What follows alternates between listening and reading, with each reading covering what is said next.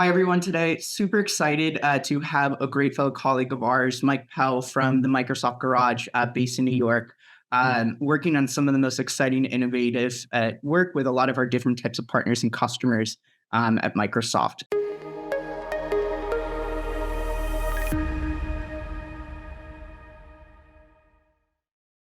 My name is Mike Pell. Yeah. I lead the Microsoft Garage here in New York City. I have a very long history in the tech industry. I've been a designer, technologist, entrepreneur, big company man. I love taking people's ideas and making them real.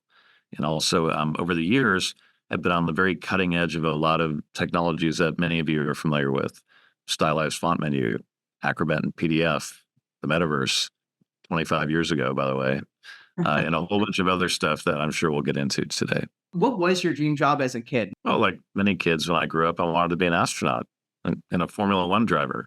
And why wouldn't you want to be? Going through that from F1 to like abstract, did you ever expect like to where you are now? It's funny, I was at an event last night where I got to meet some of the most powerful people in the automobile industry.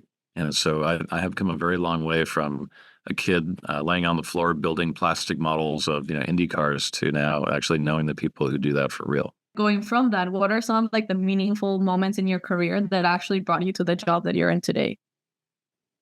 Wow, there's been a lot.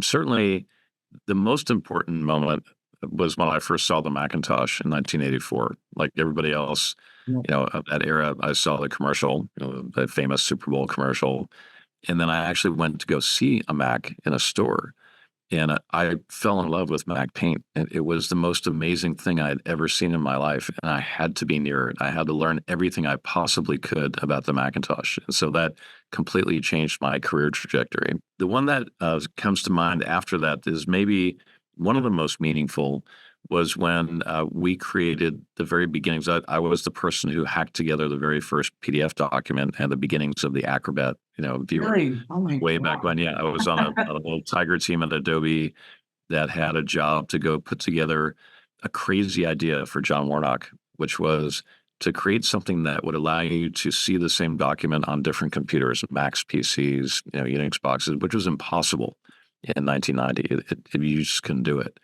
And so very, very quickly we hacked this thing together. But the moment that really struck me about about inventing, hacking together the PDF document and these things was when John Warnock, who was the CEO of Adobe at the time, saw it. He immediately recognized it as world changing. He had this crazy idea and he knew it was needed, but you could tell in that moment he knew exactly what to do with it.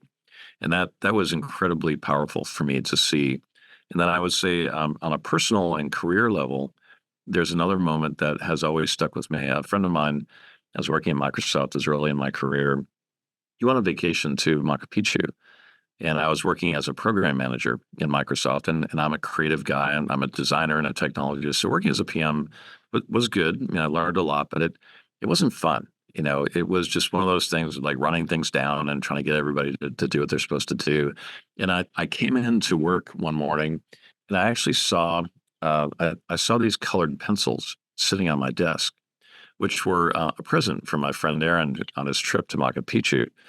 And in that moment, I was so happy to see these colored pencils. It sort of brought me back to being an artist, right? And brought, being back to that kid who was, building models and drawing things.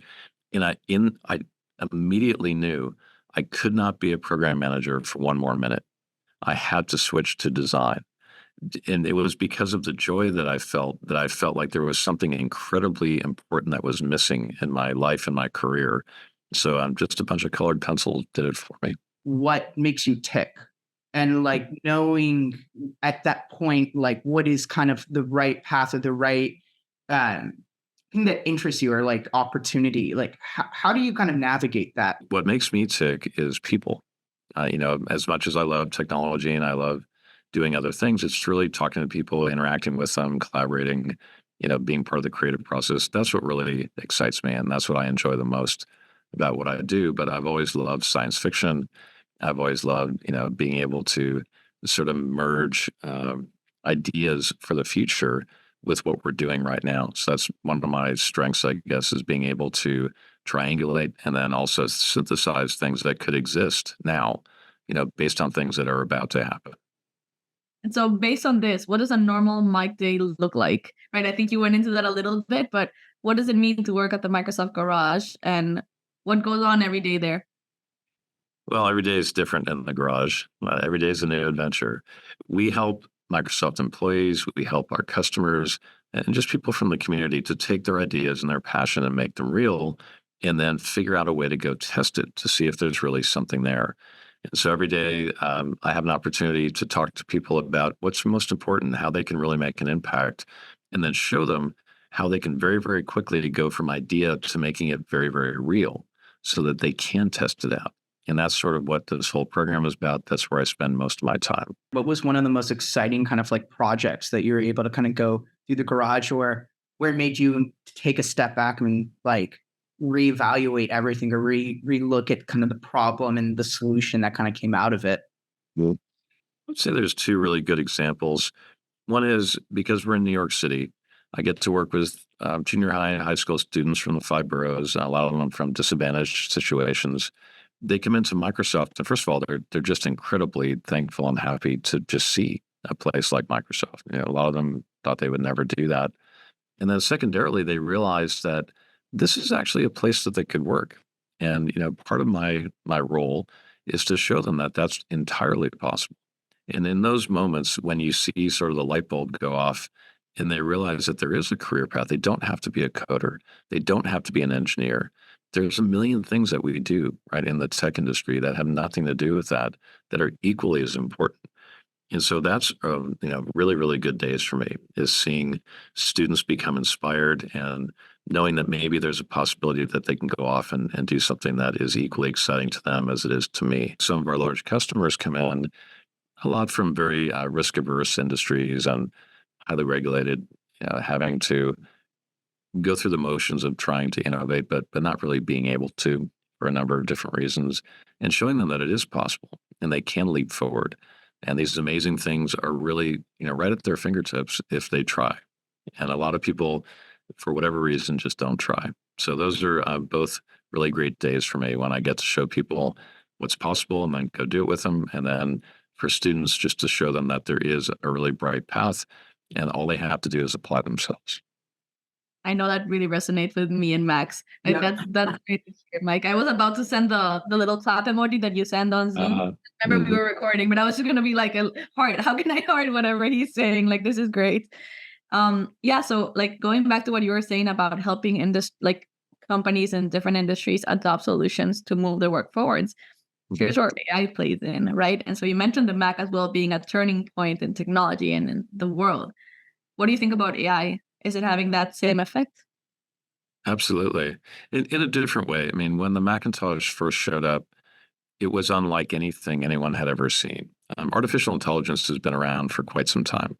We've been walking around with it in our phones for years, and we just didn't talk about it in that way. Your Netflix suggestion queue, Amazon getting the right thing for you. I mean, that's all machine learning, right? That's all stuff that we have all become accustomed to. We just haven't talked about AI in this way until ChatGPT and generative AI burst onto the scene a year ago. So AI has already changed everything. It's just that we weren't recognizing it that way. But now that generative AI has taken hold and people are seeing that it can actually help with their efficiency and productivity and doing some of the things that were either, highly cumbersome or just, like very tedious, all the way to doing things that are highly creative that they were never going to be able to do on their own. Just lots of things I would love to do. I just don't have the time. I'm never going to be an absolute fantastic 3D animator as much as I would like to spend time doing that. There's tools that can help me do that now without me having to spend, the 10,000 hours to master that skill. And so that's how it's changing everything, is that it's literally being integrated into the infrastructure of just about every single service that anyone can think of.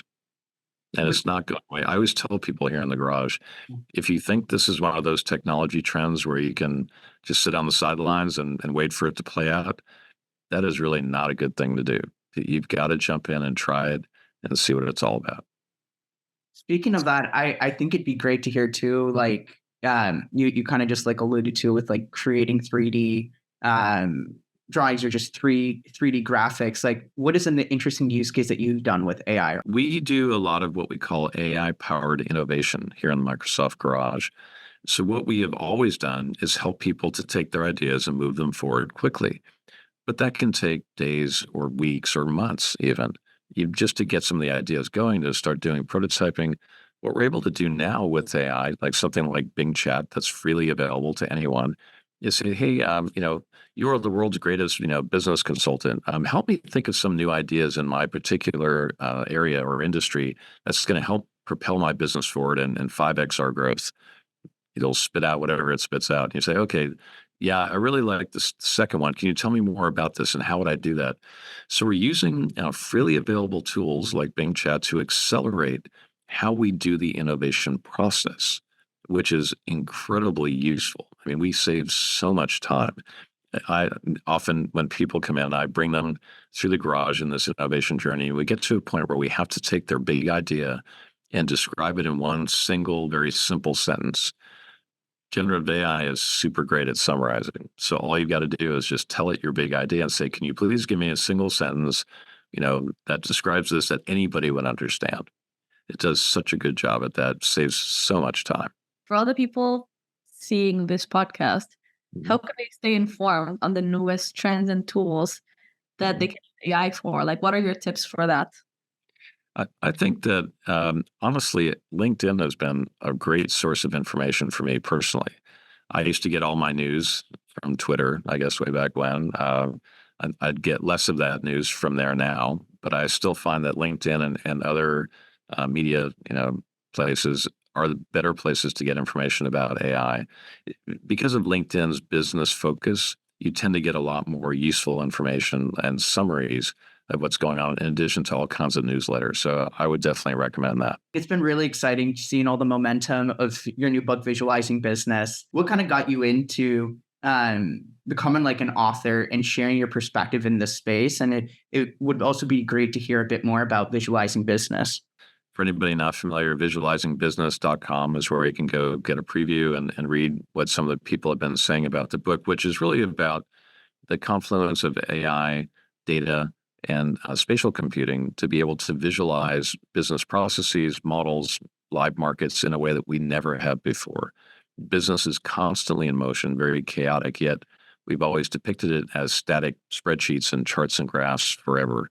And that always bugged the crap out of me. Like, I cannot understand why you would take something so highly dynamic and in motion and always reduce it to a complete snapshot in one moment in time when we have the ability, when we have the technology, when we have the smarts to do it. So that's why I wrote that particular book now, to show people what is the path forward to be able to actually see how these things work. The reason that I write books is to try to share what I've learned. And also, frankly, I always joke that I'm from the future. I have a lot of vision, and I'm never going to be able to build all the things that I know are going to come to pass. And so I thought I would write these books to share these ideas, and eventually people will realize that I was onto something. Have you seen a lot of what you've kind of written in ideating and thinking futuristically and then application today? Is there an example of that? Absolutely. The very first book I wrote, called Envisioning Holograms in 2017, is exactly what Apple is doing with the Vision Pro and spatial computing. As a matter of fact, the subtitle of the book has to do with spatial computing. So that was sort of has actually been used as a textbook for spatial computing, even though it was written 6 years ago now. And my second book that I wrote, The Age of Smart Information, is really hasn't been even come close to yet. It's next after what's happening right now. What advice would you give to your younger self? Well, do not sell that Adobe stock. Got it. Don't let anybody tell you that you can't be more than one thing. You can absolutely be more than one thing and be great at all of it.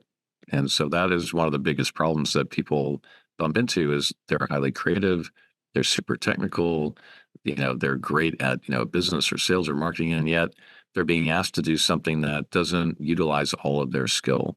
And I say there is a way to use all of it. You just need to be a little creative about it.